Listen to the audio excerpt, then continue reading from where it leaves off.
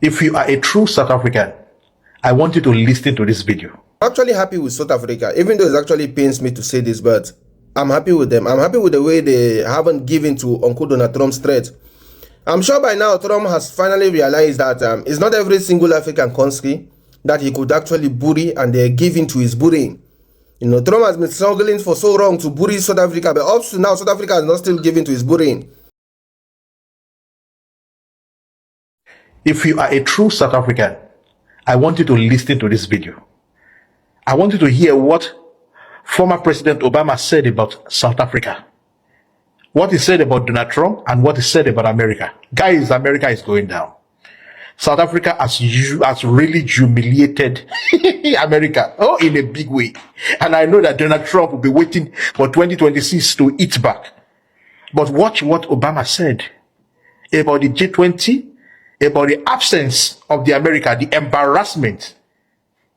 I really want to congratulate President Ramaphosa. He has made Africa proud, not just South Africa. Just watch the video.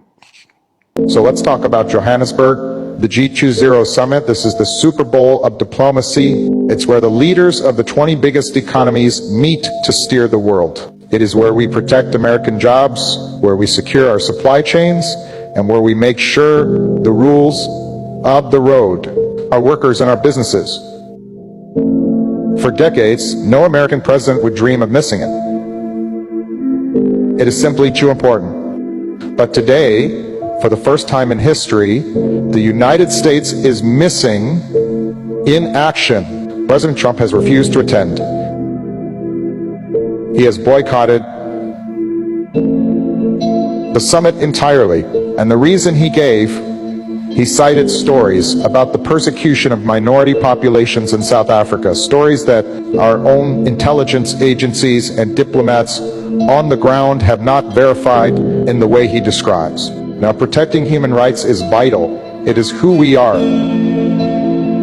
But you don't protect human rights by staying home and sulking. You go there, you look leaders in the eye, you press them, you do the hard work of diplomacy. Instead, we stayed home, and here is the heartbreaking part.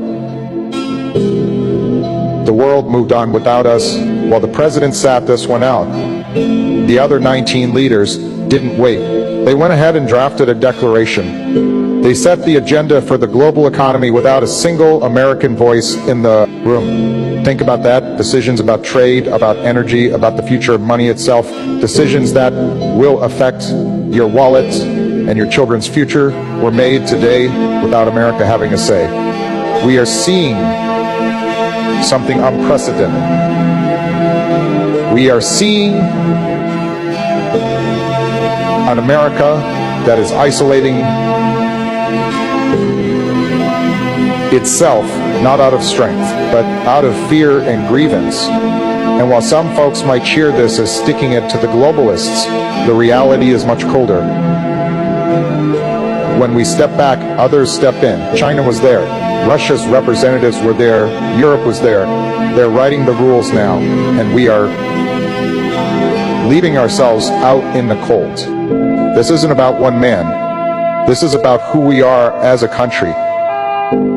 Are we the leader of the free world? Or are we an island? Because right now, looking at that empty chair in South Africa, I don't see strength. I see a retreat that leaves us smaller, weaker, and more alone. And I know deep down that the American people deserve better than to be sidelined in the story of our own future. Stick with me, because in the next part, I'm going to tell you exactly how the other world leaders reacted when they realized America wasn't coming, and the specific opportunities we just handed over to our competitors on a silver platter. You need to hear this. You know, when you walk into a room like the one at the Nasrec Expo Center in Johannesburg, there's usually a hum, a kind of electric energy. It's the sound of deals being made and the future being written. But today, the most deafening sound in that room was silence. Silence coming from the seat that should have been occupied by the President of the United States. I want you to really picture this. You have leaders from 19 of the most powerful countries on earth sitting around a massive circular table. You have President Ramaphosa of South Africa. the host looking to lead. You have President Xi of China, you have Prime Minister Modi of India, and right there, glaringly empty, is the spot reserved for America. Usually when the American president walks in, the room shifts, the conversation stops until we sit down, but today, they didn't wait. And that is what should keep you up at night. The moment they realized President Trump wasn't coming and that he wasn't even sending Vice President Vance, but a junior embassy staffer, the mood changed. It shifted from confusion to calculation. I've been in these meetings. I know how these leaders think. When they saw that empty chair, they didn't see a protest. They saw an opening President Xi, didn't waste a second. He spent the day shaking hands, signing side deals, and presenting China as the reliable partner for the global south, while we were tweeting from home about grievances that the rest of the world has already investigated and dismissed. China was busy securing access to minerals, trade routes, and markets that rightfully should have been ours. And it gets worse. By the end of the day, something happened that has never happened in the history of the G20. They released a leader's declaration, a joint statement on the global economy without the United States. Usually, nothing gets signed unless we agree to it. We have always had the veto power of presence. But because we boycotted, they simply moved on. They wrote the rules for the next year of global trade, climate policy, and debt management without a single American protecting your interests. Think about what that means. It means the safeguards we usually fight for, protections for American workers, rules against intellectual property theft, standards for fair competition were likely left on the cutting room floor. We gave up our voice, we surrendered our leverage, and for what? To make a political point that only isolated us further. We are watching the torch being passed, not because someone took it from us.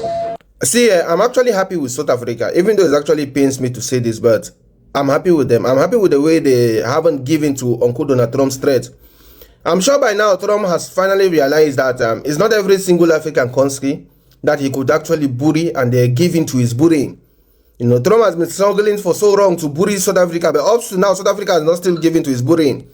And let me tell you, I know in times there will be a time where there will be problems between them too, but I know South Africa is still going to stand their ground because honestly, the military capability of South Africa is no joke. They have good military over there. The only thing that Trump has is that his atomic bombs and all of that. But you have to also realize that South Africa has allies who are willing to supply those bombs. And South Africa could actually build one because they do have the natural resources to build it. Some people don't know uranium is in South Africa, but they choose not to build it. If South Africa decides today that they want to start building those bombs, they will have it. They will even have more than all these other countries that do have the nuclear bombs and all of that, because there's a large amount of uranium deposits in South Africa that is still yet untouched. And I'm happy because I don't know which year was that. I will check on Google. I think they signed a deal that they were not going to create nuclear weapons, that instead they are going to use it to develop their country and to create electricity, to create power. They signed a deal, you know. But it's not going to be a problem for them. But I just want to say I'm happy with them. And I know the G20 is going to be a success because, first of all, South Africa is good in hosting big events. They have never failed in hosting big events. Never. There's never been a sign where they gave a big event to South Africa and they disappoint. I know it's going to be a success. I know. And of course, on that time, we just still want to tell you, you are still welcome to come to the meeting. And just leave shame. Leave shame and come. I know he wants to be there. I know. Just leave shame and come. Leave shame and come. Right now, all the big people of the greatest 20 African countries on the planet, their presidents are either in South Africa or their prime ministers are either in South Africa right now. Power of Pap Republic. South Africa, you should give them pap. All those people, they should not leave that land without a tool, that testing pap. All right, one love.